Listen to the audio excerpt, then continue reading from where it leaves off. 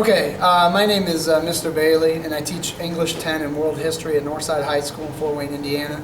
And the video that I'm going to do today is about my sitar. I actually got a sitar from India quite a few years ago. Just kind of a strange opportunity, which I can talk about later. But the purpose of this video really is to talk about the instrument and to show the different parts of it and what I know about it. And I understand, like, there's an awful lot about the instrument and the classical Indian music that I don't know, and I'm willing to learn, but I'm going to try to show as much as I can at this point of what I know as well as what the instrument looks like.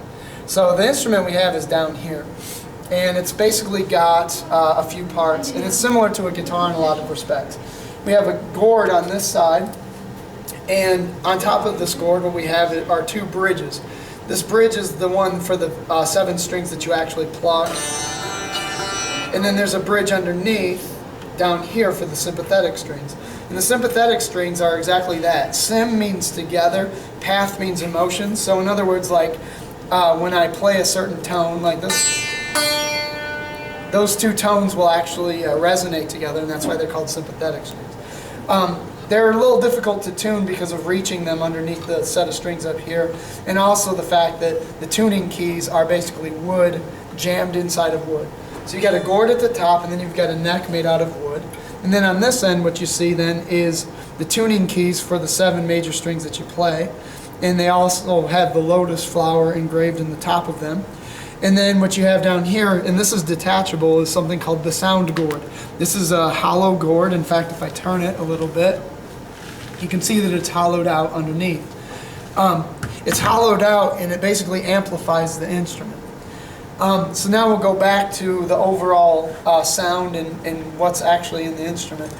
These tuning keys right here along here are actually the tuning keys used to tune the sympathetic strings underneath.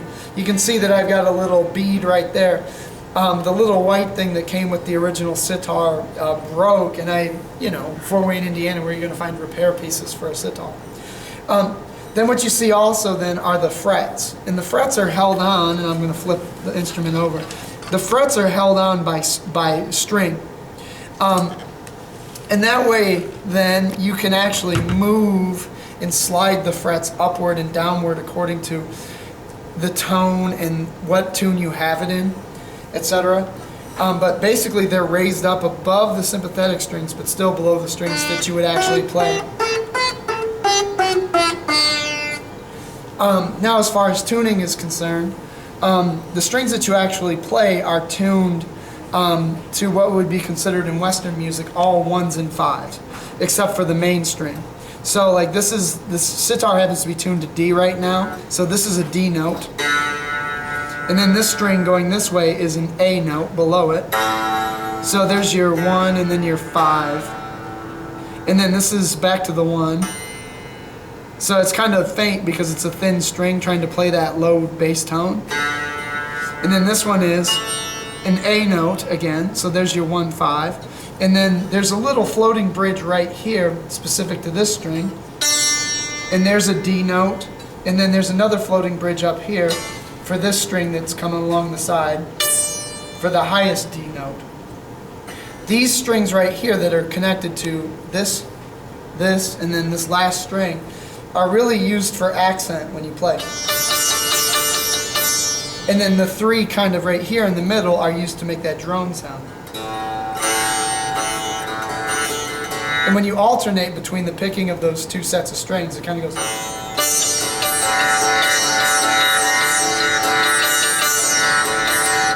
Now then there's the main string, and that's actually tuned, if this is D, this is going to be tuned to a G, which is a major 5. But the reason that you want that is when you look at the frets, you go to 5, 6, 4, and then major 5, then 6, major 7, and then back to the 1. So now here's your main note, so.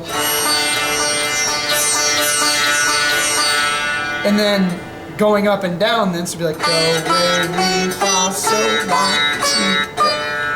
And then you could go up to the major 3.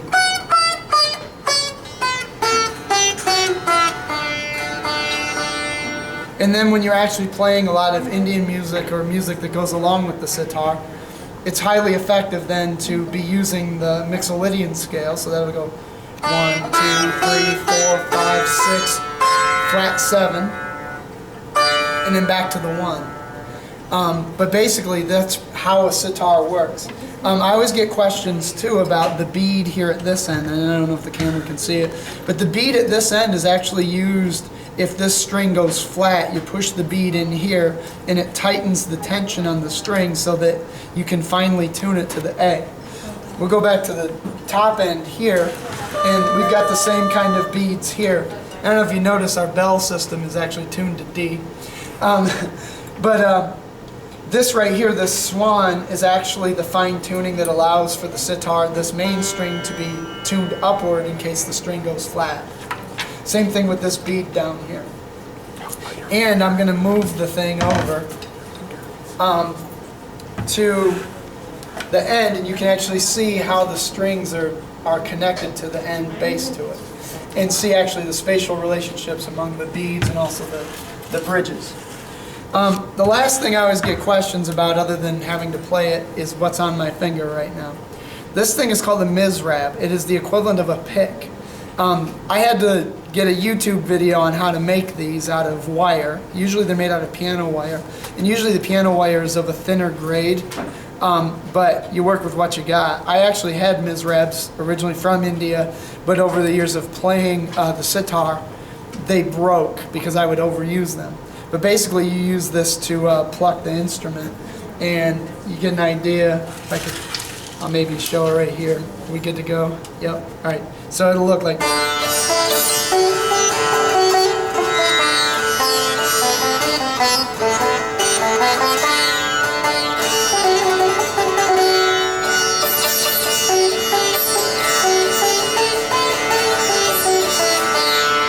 So that's how you do the plucking action with playing the sitar.